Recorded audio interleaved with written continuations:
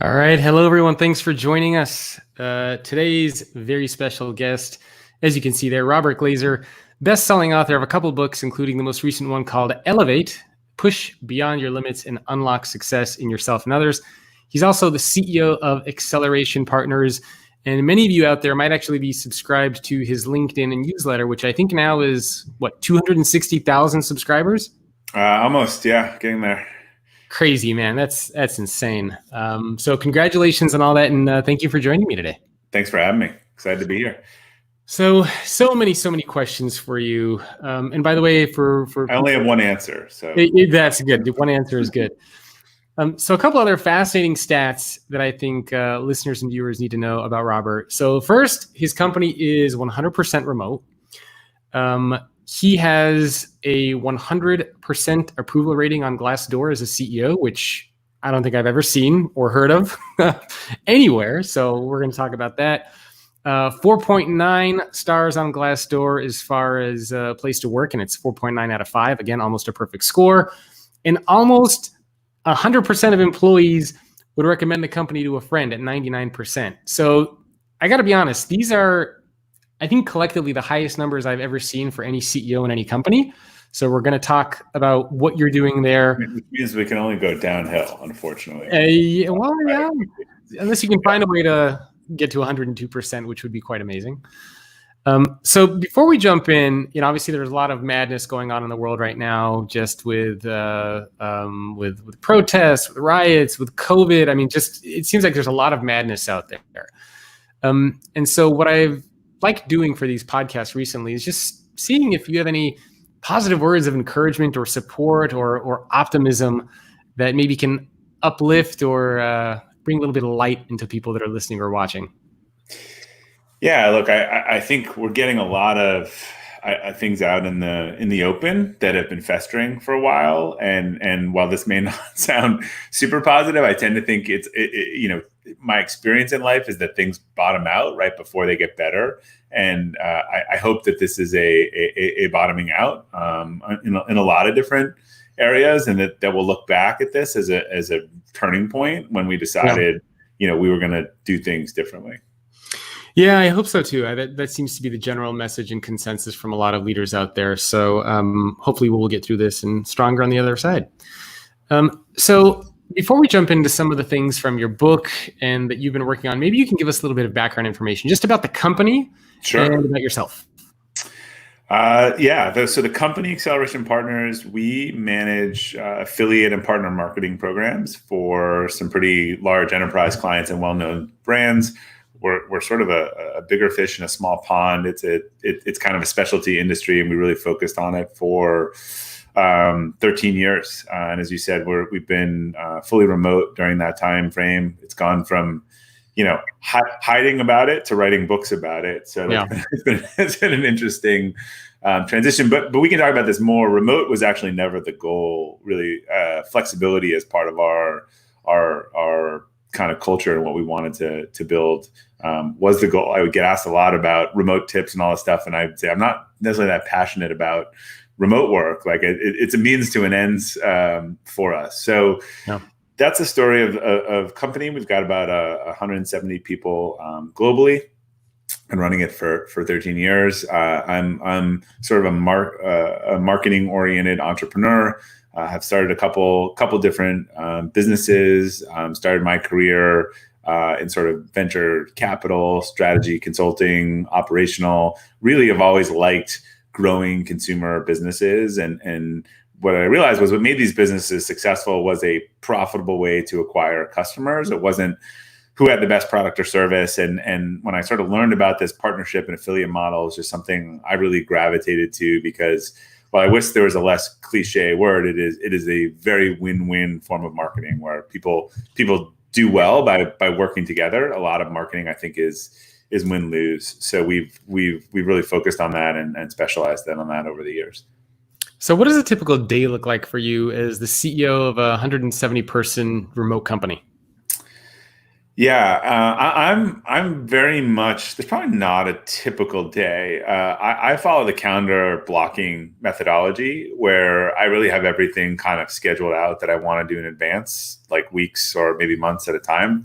Obviously, the last few months have been a little different, but I have sort of a no. I like to start my week and my days on offense. So I tend to not have a lot of meetings in the morning. I go through sort of my morning routine. That's when I'm really cognitively best. And so when I read and write and deliver things that I owe people, I also have what I call no meeting Monday. I have no scheduled meetings on Monday so that, again, I can work on delivering things, or I can start the week actually feeling like, I get the important stuff done, and I start each day feeling like I've done. And then I schedule in my different meetings and priorities, but I sort of plan out the calendar that I want to have. I think if you do the reverse, like I don't have any free time on my calendar. I might have a time that says like free, don't book me, but it doesn't mean that it's up for anyone to grab. Yeah. I love the no meeting Mondays. I actually went to somewhat extremes on that, and I do no meetings Monday, Wednesday, Friday.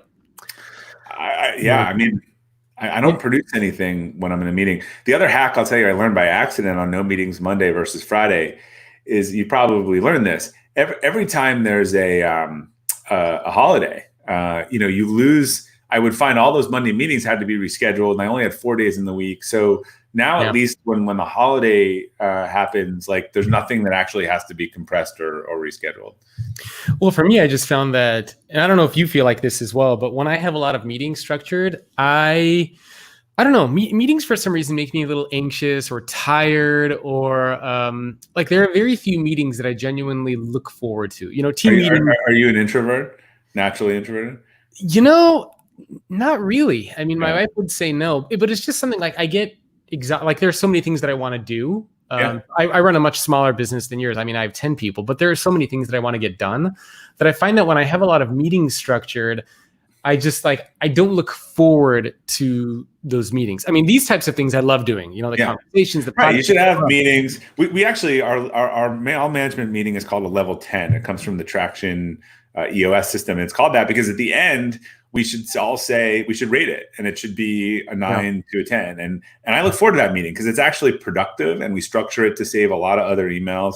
But if you're hating meetings, then I like delivering stuff. I like writing, developing, doing stuff. And if you're in meetings all day, you can't do that. I think this is one of the byproducts that people are learning about remote work and working from home is the focus that they're able to have when all these meetings go away, because people don't have the tolerance to do as many of these Zoom meetings. Like Zoom fatigue's a real thing. Yeah. And, we're finding that it's definitely not necessary either. So, all right. So jumping into just some of the stuff that you guys are doing, what is it like to work at Acceleration Partners? So 170 people, everybody remote. How does that actually work? And maybe you can walk through the technologies, like how do you all stay connected? And then maybe we can talk about, after the logistical stuff, kind of the cultural stuff. So how does everybody feel like you're a part of the team? How does the communication and collaboration work? So let's start with the tools, and then we'll go on to the people side.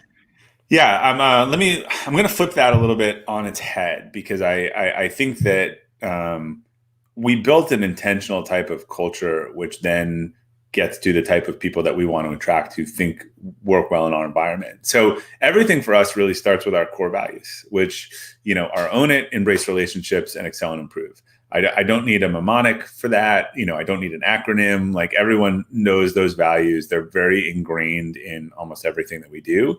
And they are also very used in our hiring process, and I think are endemic of someone who works well in a remote environment.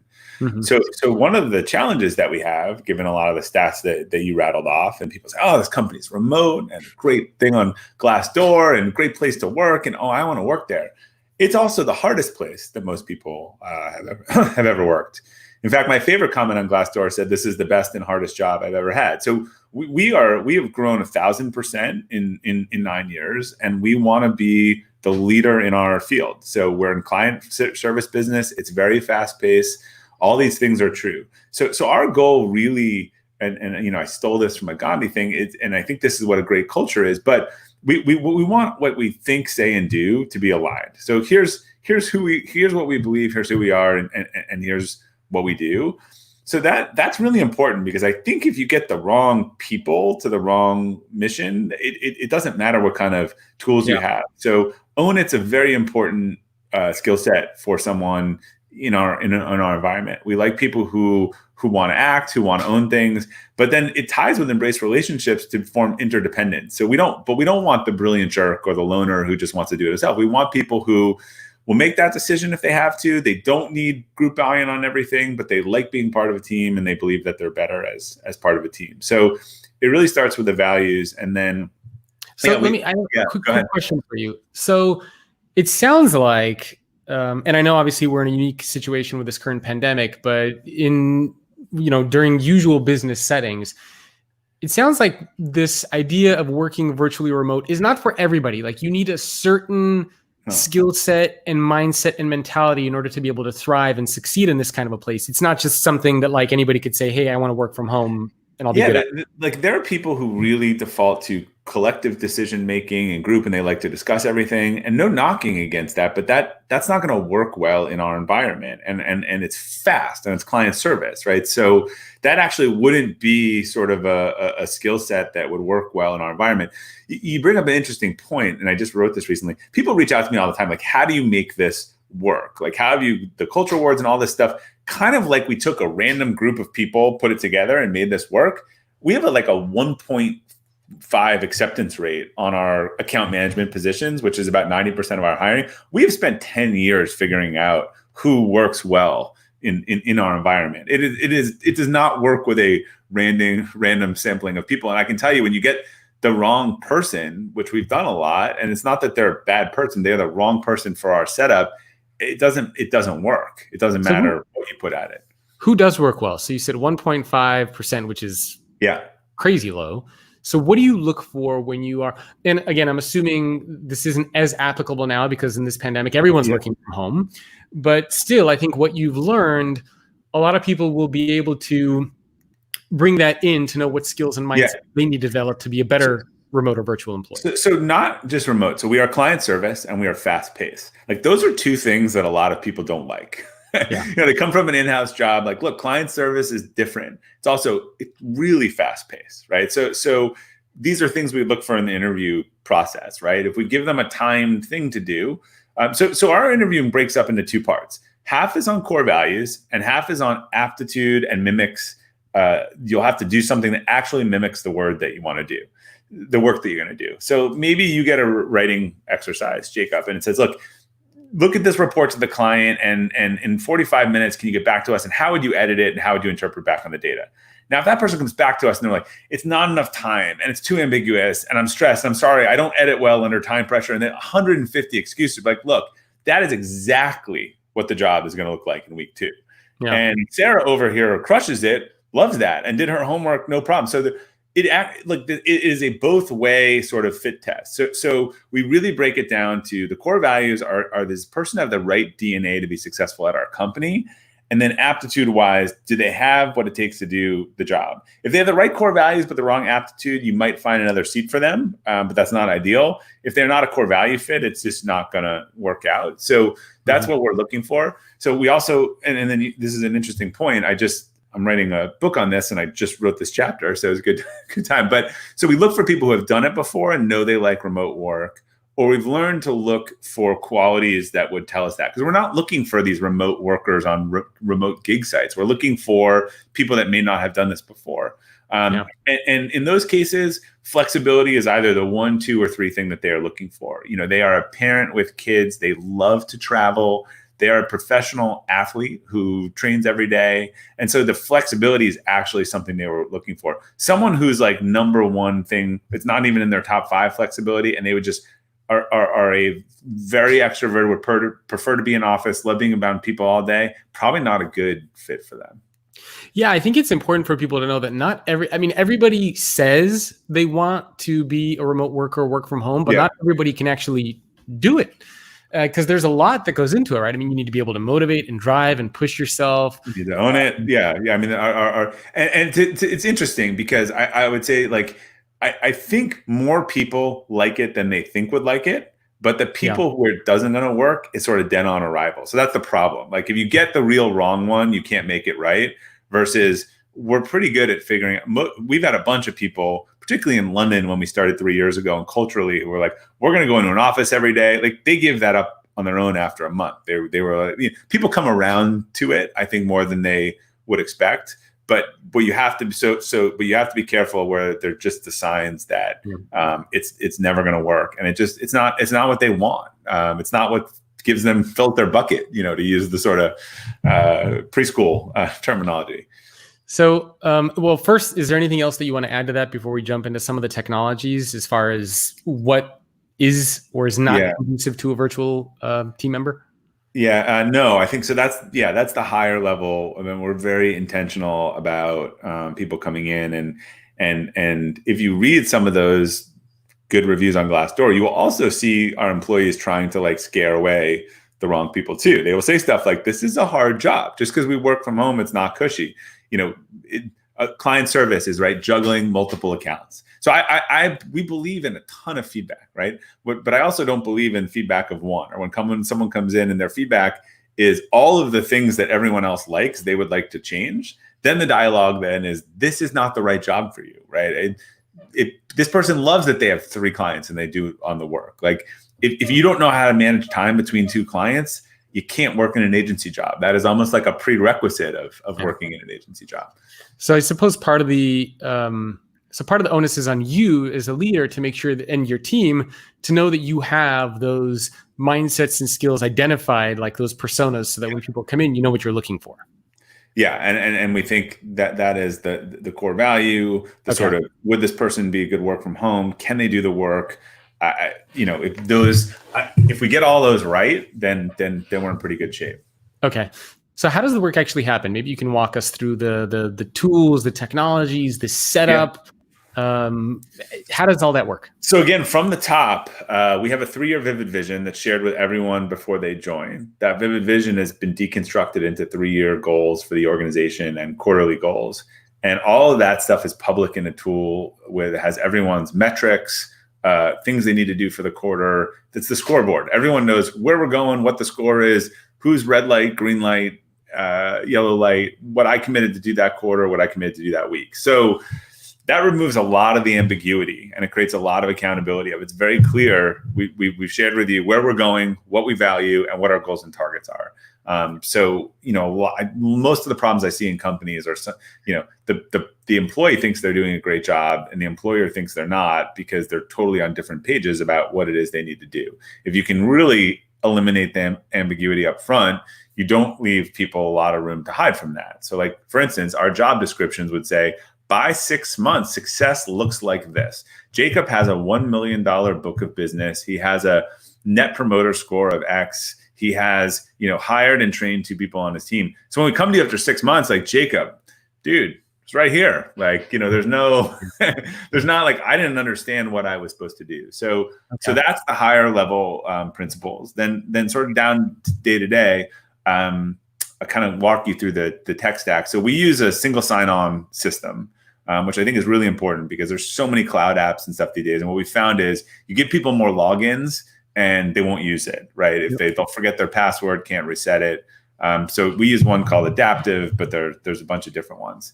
And so that's our sort of login tool. We have remote file server, and then Slack is our sort of daily communication tool. So when we evaluate something new, like a feedback system or a culture system, ideally it works with Adaptive and integrates into Slack. So like it's pinging people in Slack, asking them to do what they do, and they don't have to log in. We want to try that. We're trying to build our stack, really integrated.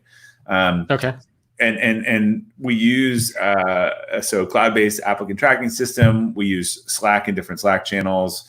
We have our email system. We have our remote file server that sort of emulates on everyone's desktop.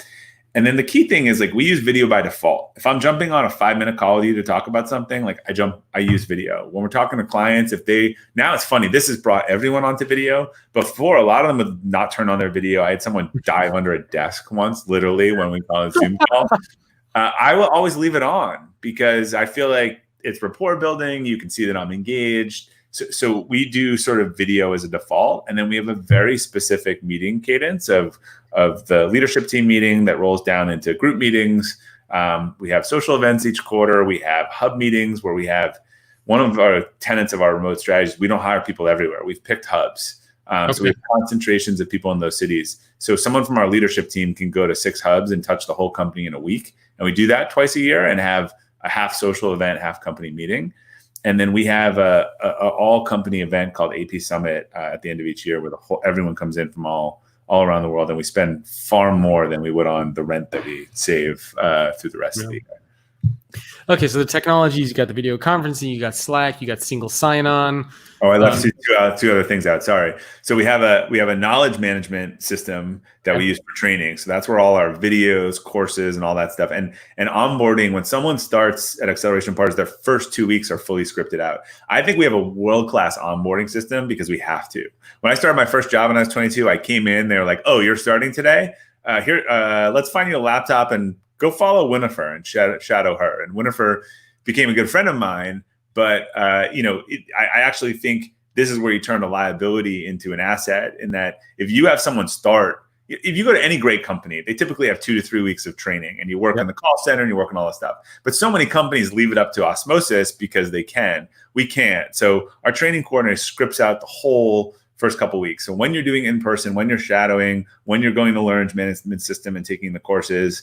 And then we also have a knowledge management system, which sort of has we use a system called Guru right now. It has a resource card on anything that you would want to know. And then it tells you when it was updated and how many people used it and what the sort of confidence level is. So we have a process for everything. So if you want to know it, there's probably a card on it, and you would go in there. So the knowledge management is, the LMS is really about training, and the knowledge management is like day-to-day, there's a best practice in there. Okay, so the technologies I'd say are nothing too complicated, right? Single sign-on, learning management system, you have applicant tracking tools, Slack to get people connected, email, the video conferencing stuff that we talked about. So stuff that anybody can access, no kind of secret there. I suppose more of the, if you want to call it a secret, and this is one of the things that people always ask, is in a remote team, how do you get that culture going? So what do you do to connect 170 people around the world? I think it's those rhythms and those traditions, right? So the weekly call, we do core value shout outs. I liken our organization a little bit to kind of the Navy SEALs, if you think about it, or sort of the military, and particularly in client services. And this analogy is not going where you think it's going. But the Navy SEALs has an ethos, right? They have a purpose, they operate, and they have this training.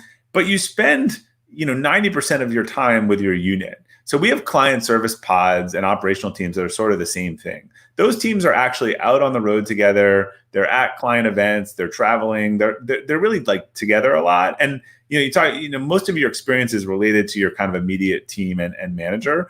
So when we're talking about the high level things, whether it's that weekly call or biannual meeting or annual meeting, the all company stuff, but we're clear about making sure that all of those pods kind of follow the traditions and norms, but you do spend 80% of your time, with that team of 8 to 10 people, and they develop even their own culture within that. But it's all aligned, right? So I think that's where a lot of their camaraderie. That's the people you're jumping on and doing the client call with, and then getting on video for 5 minutes after and talking about it, or going to do the in-person quarterly review with the client. So a lot of the day-to-day interaction happens in those smaller teams, and similar, right? This sort of military, there's like principles over time. Like an 8 can roll into 16, which can roll into a 32, and that's sort of how sociologically people are kind of managed within a group. If I was, let's say, an employee at Acceleration Partners, so I'm working there. What are some of the things? So I'm assuming I can reach out to anybody on my team via Slack. You said you do these weekly kind of like, I guess, all hands meetings. You also said you do some of these like social. We do town halls. We use Tiny Pulse too, which is a weekly engagement tool where people once a month, it gives us sort of an engagement rating, and then it asks a question every week, and it has anonymous feedback. So we get a ton of feedback, and we're always reporting back to people sort of 3 buckets. We got your feedback, awesome, easy change, we're going to make it. We got your feedback, more complicated, we're working on it, but actually it's something we're thinking about. And we got your feedback, and that's not going to change, and here's why. So we're big on that. I think we collect a lot of it, and we try to have a totally doors open policy. I just saw a note that someone wrote to someone in our organization, to our president, saying, "Hey, I wish we had responded faster to what's going on, right now in the world on Monday morning. And this other company update went out and it didn't mention it." And I love to feel comfortable reaching out and say that. And the response was, "Hey, that update was written on Friday and was sent to go out, Monday morning. And frankly, a bunch of us were out of town and got back Sunday night, and we had to get together Monday morning and actually sort of take stock of things." But it just showed we really have joking virtual door. We have a very open door policy. People will Slack me, they'll ask me stuff. We try to thank people for their feedback, thank them for their comments, because if you don't, you won't get it. How do you lead in a virtual world? Because obviously part of leading, motivating, coaching others, ensuring their success. So if I'm just sitting here somewhere in my office, by myself, I don't have any team members around me. How do you ensure my sense of growth and development? That really happens in the team, but everyone has 90% of people, particularly in the standard roles, have a learning development plan, like a growth map plan. Okay. And we have Excel and Improve. So our culture team, we have a culture team. Culture is in charge of hiring and engagement. All of the administrative aspects of HR we outsource. What we think is really the retention and growth and hiring are the core things that we want to control. We don't work with outside recruiters. We've had no luck with that. I know there are some good recruiters out there. It just hasn't worked for us. That's a capability that we built up. But so I spend a lot of my time repeating the things, training our leaders, because those leaders of those groups are really the delivery mechanism for a lot of this on a day-to-day basis. So I twice last year took 20 of our up and coming leaders off for a 2 to 3 day group leadership offsite. That was really all about personal and professional growth. Okay. Got it. That makes sense. So it's really up to the leaders to make sure that happens. Yeah. I mean, right. As a leader, I should be setting the strategy. I should be creating the sort of culture, right, as the operating system. And I should be coaching and training up our best leaders so that they can be good leaders. Look, one of the struggles that we have, and this is a paradox, and I was talking to someone, I interviewed someone this week who set up Oracle University, and we have a lot of new managers, and because we are a growth company and we promote from within, great, right? And she joked with me, she said, "Look, all new managers suck. Every manager, they don't know how to do it." And so, Liz Weissman, by any chance? Yes, exactly. Yes, it was Liz. She was a guest on the show yesterday. Oh, really? That's funny. I interviewed her last week for my podcast, and she was just unequivocal about it. She's like, "New managers are terrible, right? But you're giving people the chance to lead and grow, and they have to learn that." So we know there's some pain there, and so that's where we invest our time. And look, and my feedback to people who say that is, look, we're trying. You want to be promoted to that manager role, and then you'll struggle as a manager. If someone's been a manager for 10 years and they're bad at it, that's on us. But if someone's in their first 6 months, you got to work with us a little bit, because this is new for them, and this will be new for you too, should you have that opportunity and want to elevate. In a in-person environment, a lot of people can stop by your desk, they can check in on you, you can see body language, you feel a little bit more of the kind of the environment, the team, the culture, because everybody's there. Yeah. How does that translate at all into a virtual world, if it does? I've had more people tell us that they have a stronger sense of culture at our company than they had at any in-person place. So those things are true around collaboration. The flip side of what you just said is that people are distracted all day long. They're interrupted when they're in their REM work.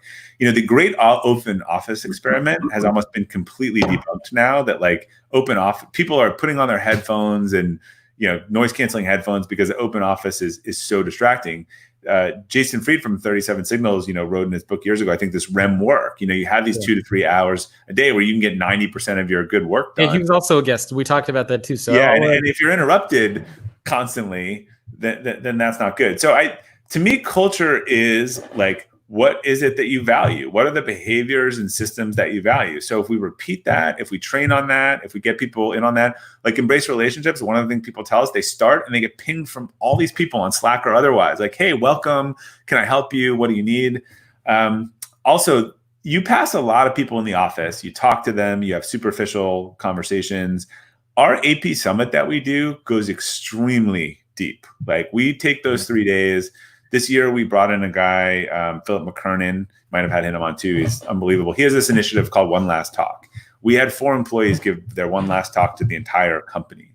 So what is the talk you would give if you were leaving the world tomorrow? And Philip's one of these guys who does not let you hide from, you come and say, oh, the 3 tips. And he's like, that's not your talk. Like, what is your talk? These were deeply emotional, personal stories that explained how these people showed up at work. The vulnerability and the sharing that happened over the next 24 hours was at a depth I could not possibly explain. People worked together for 5 years, started having conversations, and I said, I never know this person at all in this way. So those are the type of experiences that we try to create when we're together that form really deep and meaningful bonds that I do think carry on a lot throughout the rest of the year. Okay, so it's really having those. So it doesn't sound like there's any like secret to what you're. It's not like you figured out some crazy hack that nobody else has ever heard of. We're just super consistent. I think it's all these things that are intentional. We're the culture is the values. You want to know what a culture is? Is this values that how people behave? So we reward and we punish. Not to use that word. Own it, embrace relationships, and excel and improve. Plus, getting results for our clients. If those are the things that you love, that's what we support. That's what we talk about every day. The problem with values and culture sometimes is people, they read them and they say, oh, I love own it. But I try to really be like, here's how we mean own it. You say you love own it, but then you come in, you make a mistake. And I read your brief that you wrote on the mistake to share with other people, and you blamed everyone else for it. So not really own it. I generally think, we have this excel and improve. If I took you through all of these things, how we do the core values, how we do the training, how we do the meeting, I think it's just more of this level of commitment and excellence to do all of this stuff well and be consistent. If, like I said, we're not for anyone. If people come in and they don't like the company or it's not a fit, and we're not for everyone. We're not a great place to work for everyone. We're a great place to work for like 2% of the people, and we're trying to find them.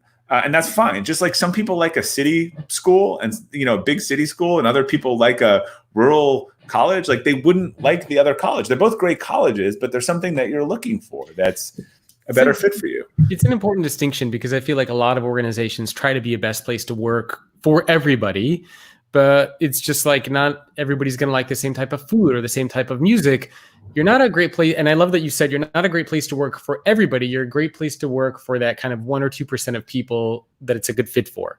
And yeah, I think a lot of organizations, right? They all make their pitches every year. Like here's what we're good at. We're liberal arts, we're business, we're science, we're engineering. Yeah.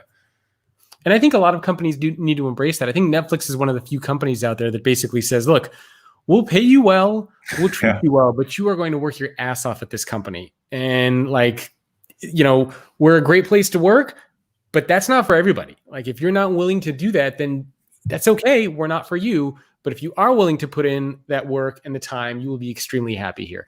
And I wish more companies would be, trying to be less friendly to everybody and just be direct and say, this is what's going to work here. This is what's not going to work. We're an awesome place to work if you fit, if you have these skills and mindsets that kind of match up. Yeah, and you have to be. We fall into this trap, the feedback of one. You have to be careful if you take a lot of feedback to not be responding. So I'll give you some examples of things that we said no to, right? When people said, so our very flexible work structure, right? People said, what we should do? We should have half day Fridays in the summer. Like everyone should have a half day, and they should have this, and then the next person says, we should do. Everyone should get their birthday off, or we should be able to do X. And we said, no, we're not doing any of that. Like we have.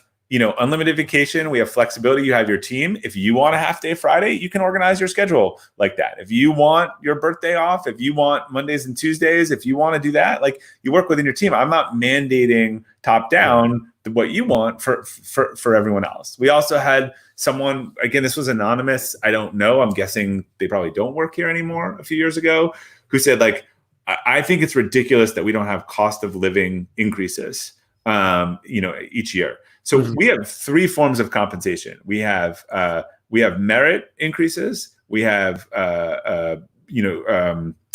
market increases, and then we have promotions and raises.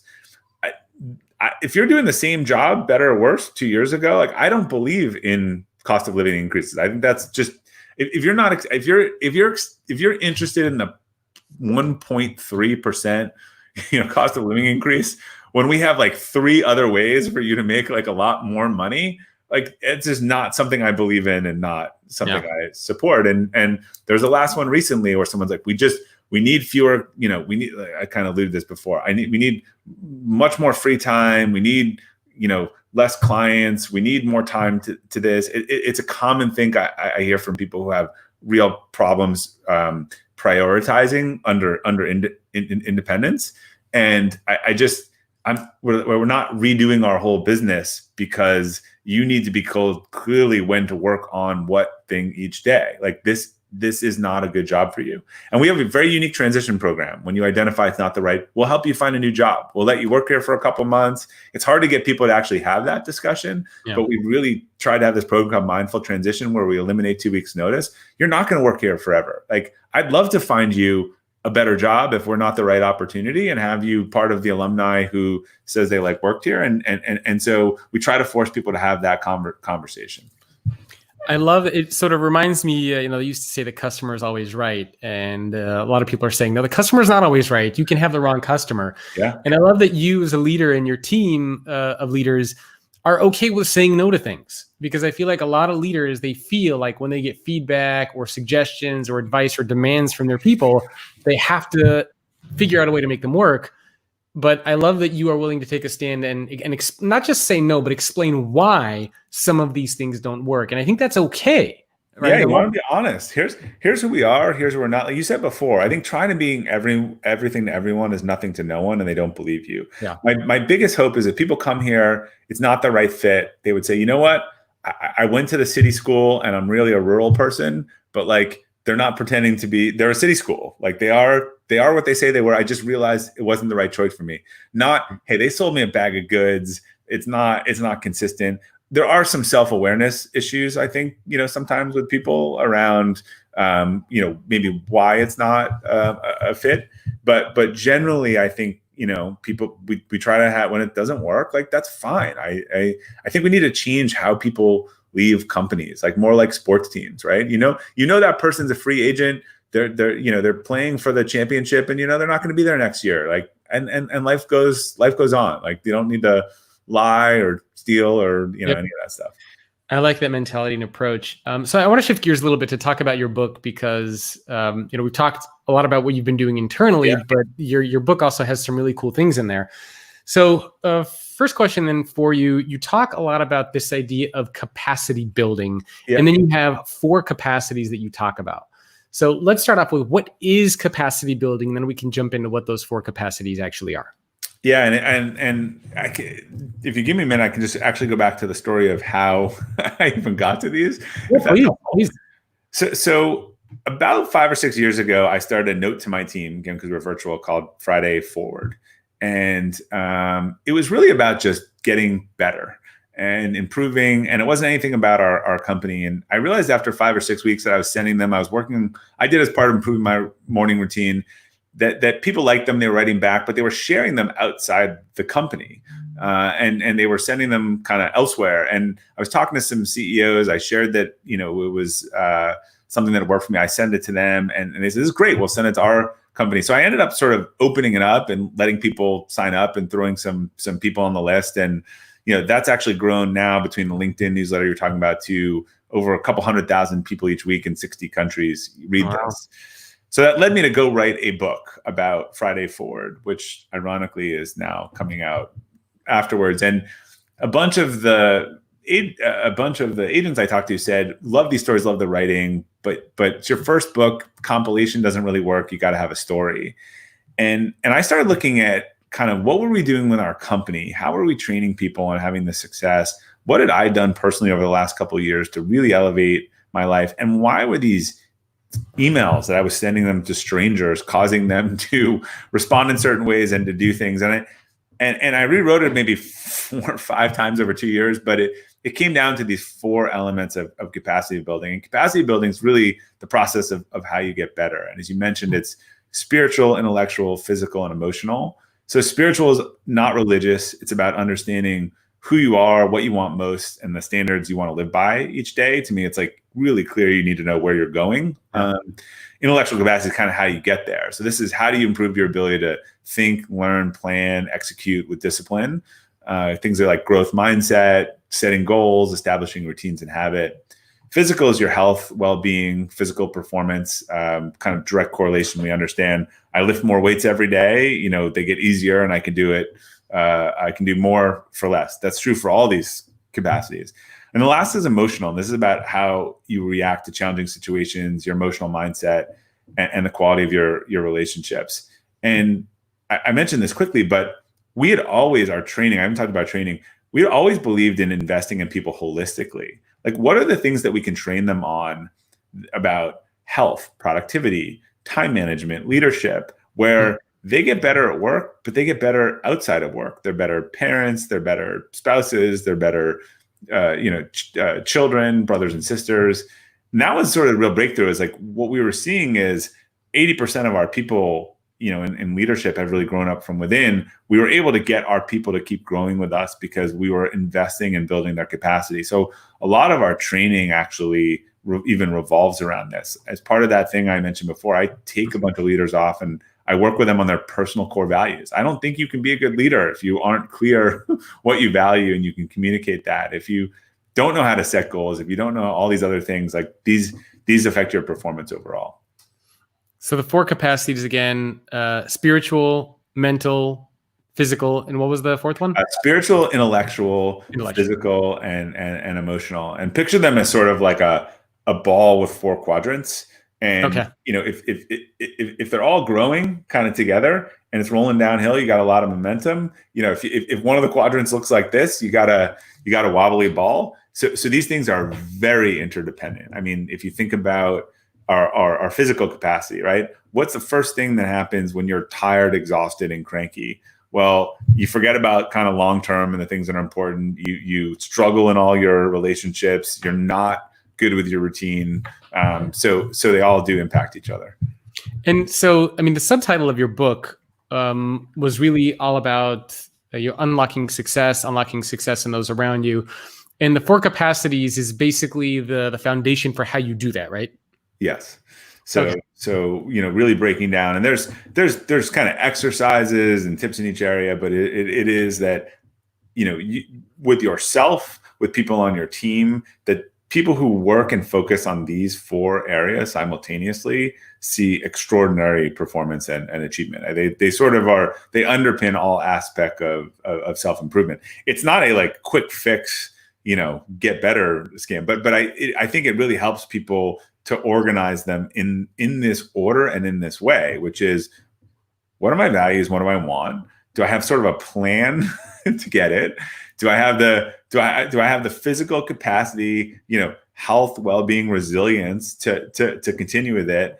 And do I have like healthy relationships and respond to things that I can't control in a way that makes me more productive or less productive?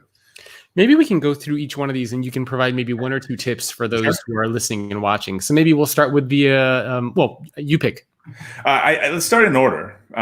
So spiritual capacity. If you can't articulate your core values, then you're really missing out on a key tool to make better decisions in life. So I would start. When you say core values, you mean not your company's core values, your values. Core values. Yeah. Okay.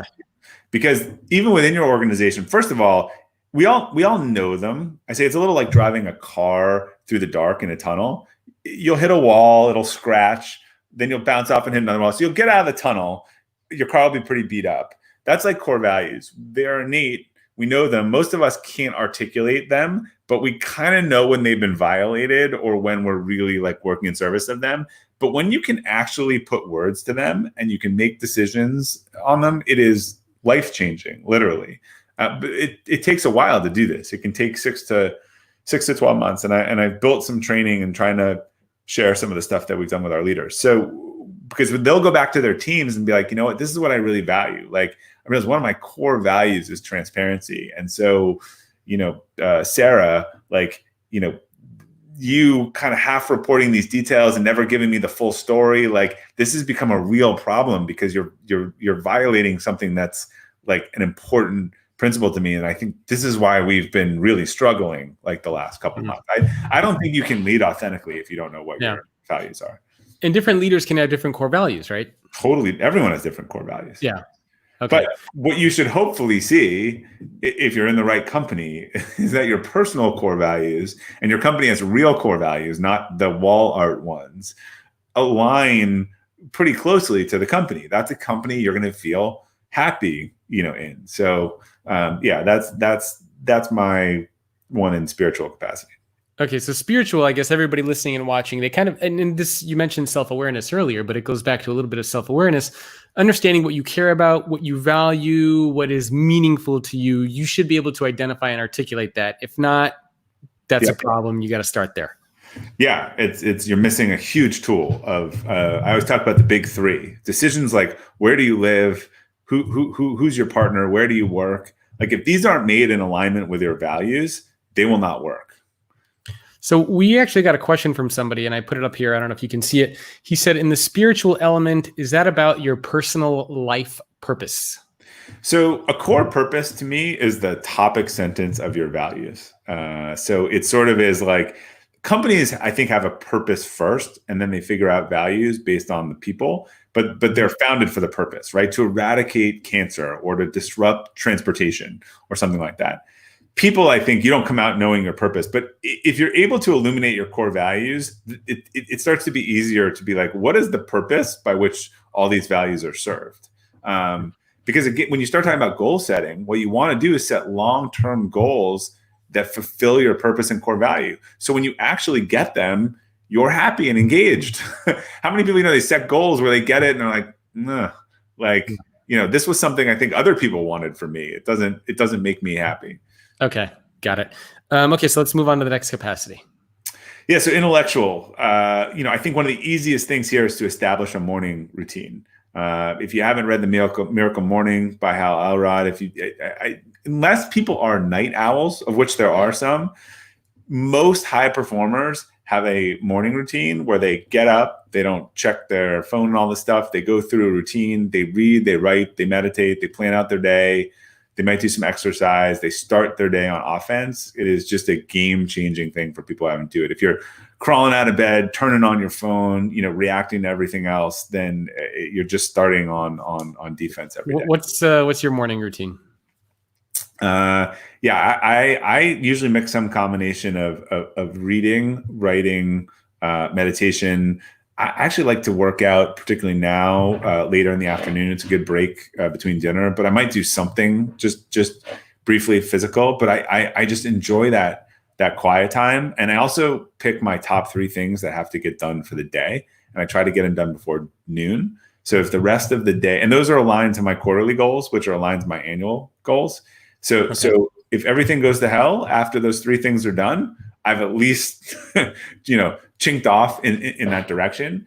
And the people who accomplish big things, I think this is just their key, right? People look at the really tough big goals and they never start them. So they knock off the small stuff rather than just keep taking a few of those steps. Okay. So anything else about the intellectual? I mentioned this briefly, but once you know your core values, I think you set long-term goals that would fulfill your core values. And then your shorter term goals become down payments on that. I used to be great at setting 1-year goals. I'd set all these arbitrary 1-year goals. I get them, but they were not in a specific direction. Right? So now I will look at a 5-year goal and I will say, well, if I really want that in 5 years, and I believe that in 5 years, if I get that, it fulfills things that are core to me. What do I need to do in year 1, 2, 3, and 4 to do that? And then what do I need to do each quarter to get the year? So I'm always breaking those down into smaller pieces. Okay. Perfect. Anything else for intellectual, or should we move on to the next one? We can move on to the next one. Okay. And what's so physical? Here's the best. This is the cheapest exercise regimen I could get you, and cheaper than Peloton or anything else right now. And the hack, and that is whatever it is. If you haven't run before, pick a 5K. If you've run or 10K, pick something that's a little out of your comfort zone that scares you.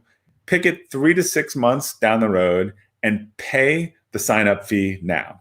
That single act will force you into 5 or 6 months of training and will hold you accountable more than anything else. You got to pick a date, put down the deposit. And I've consistently found that when I have these things scheduled, it's actually not even about the event. It's what it forced me to do for the 3 to 4 months before by staying consistent, having a routine. I've never been in better shape than I have, getting ready for those things. Afterwards, you fall off the wagon quickly. So it's time to get another one, but just pay the $50 in the entrance fee. I wouldn't recommend this in general, but my wife was hem and hawing about something that she wanted to do. And I paid her entrance fee and I told her that I did it and she would not have done it otherwise. And she did her first sprint triathlon. I wouldn't generally recommend that, but the money that we waste on stuff we don't care about every day is crazy. But that $80, like, it was funny. Like, that just became like a stake in the ground on that event. Yeah, no, the physical, I mean, my wife and I would try to eat healthy, exercise all the time. I mean, that's a big part of what allows us to function and be ourselves. I find that when I don't exercise, if I don't eat healthy, I feel a little sluggish. I feel a little tired. I'm not the same person. So it's a big right. factor. Your intellectual capacity is diminished, then your emotional capacity is diminished. Exactly what I was saying before. So they impact each other. If one starts to hurt a little bit, then it can start to negatively impact the others. And physical is the one you can really see. Again, if I'm tired, I'm much less patient with people, in my circle. So. Yep. Okay, let's touch on the last one. Yeah, so emotional capacity. So this is a really interesting exercise that I encourage a lot of people to do. I like this notion of a relationship dashboard. So you keep the people who are most important in front of you. You go through it. It could be part of your morning routine. And it makes you just, have I scheduled a call with them or a meeting? And here's a simple version of it. But I would actually make a list. So energy goes both ways. There are a lot of relationships we need to give less energy to. This is not about doing more. This is about doing the right thing. So if you're going to double down on one thing, you need to stop doing another. So I would make a list, and on one side, the 5 relationships that are really important to you personally and professionally that you want to invest more time in. And I would put that on your desk or put it in the morning routine, because I see Jacob on there and then I'm like, I need to schedule one to Jacob. And then on the flip side, I would put the 5 ones that you need to give less energy to or start walking away from, because they're energy vampires. I would describe it as you feel worse when you spend time with these people. And here's a really important thing I learned years ago. And someone was reiterating this on a podcast last night I was listening to. It's so important. You do not have to have a blow up or a breakup with these relationships. You just need to pull your energy away from it. Don't schedule lunch if you don't want to. Call every 5 days, not every 2 days if every call is a fight. And you just pull your energy away and reinvest it in the other area. But there's nothing worse than relationships that literally bring you down. Totally agree. Okay, so those are the 4 capacities. We talked about some tips to build up for yourself. There are a lot of people listening who are responsible for teams, even for organizations. Yeah. How can leaders, I guess, build these capacities for others or encourage others to build these capacities for themselves? Yeah, I mean, we've built our training around it, as I said, and we identify around it. I have not written that book yet, but it's one of the ones I'm thinking about, which is sort of the capacity building for business. But just I'll give you some examples. Like I said, we work with people on understanding their own values, goal setting, personal goal. We've done personal goal setting things, just working that muscle of how do you figure out what you want and how do you plan for it. We're always about learning and book clubs and morning clubs together and trying to support people to improve their intellectual capacity. Physical capacity, people post what they're doing, challenges. We've actually, as part of our wish granting program that we've had, we've gotten people, coaches, trainers who wanted to run marathons or Ironman or do something they hadn't done before. My fully belief is someone training for an Ironman outside of the work is probably going to have amazing performance in work. They're going to be like, mentally and physically fit. So we're trying to support them holistically.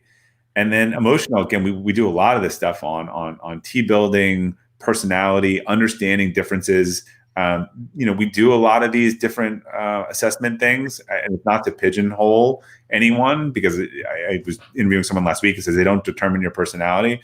That is true, but I can tell you they determine communication and interpersonal conflicts like a lot. Like when someone is this style and you're this style, and you understand that, you know how to approach the situation differently. So we spend a lot of time, focusing on relationship aspects and the tools and how to do that. And just even something as simple as one of our protocols with clients is when you get on the phone, you don't jump into business and you say, "Hey, Jacob, like, how's it going?" And then, you might say, "You know what? It's really shitty. My cat died. This really happened. My cat died yesterday and my air conditioning died and all this stuff." Well, now I understand why you're in a really bad mood on the call. And I understand sort of where you are before I start diving into business. Got it.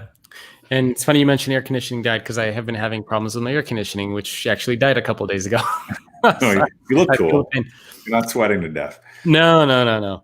Okay, last few questions for you before we wrap up. And this is more just kind of about you. When you find that you have to handle tough choices, decisions that are not easy, do you have a process or a framework that you use to make tough choices? Yeah, so two things. One of my personal core values is respectful authenticity. And this, you can see this back in the report cards, when I was 5 years old, where he tells people the truth, but he's a little abrasive with it. I've learned to modify my approach. So I believe in being respectful, but being honest with people and telling them what they need to hear. A lot of times people just avoid the core thing. I also come back to sort of values-based hierarchy, particularly now. We actually, particularly for our company during COVID, set out a specific values hierarchy and said to people, we're going to make decisions according to this hierarchy. You might not like all of the decisions, but here's why we're doing it. And we'll consider if there's two things that are in conflict, we will default to the higher level one. So I just think you need a consistent thing to make choices. But if you want to have credibility, you need to have a universal value system. I think if you look at politics and everyone today, they're like, well, it's okay, if that guy does that in my party, but not in the other party. I mean, this is when you totally lose credibility. So those have to be consistent. So I personally, when I have to make decisions, I come back to my core values a lot. I go back to our company's core values a lot. And we even came with like a short term, saying to people, look, this is how we kind of rank things, like, clients are more important than partners, or more important than vendors if push comes to shove right now. And just being honest about that. I mean, people have had to make terrible decisions during this pandemic. And if you don't have a rubric to help you sleep well at night, then you probably won't make it. And then you just have worse decisions. There are a lot of hard decisions that people didn't make early on during this pandemic that then just became really hard decisions. Yep, totally. Well, maybe last question for you.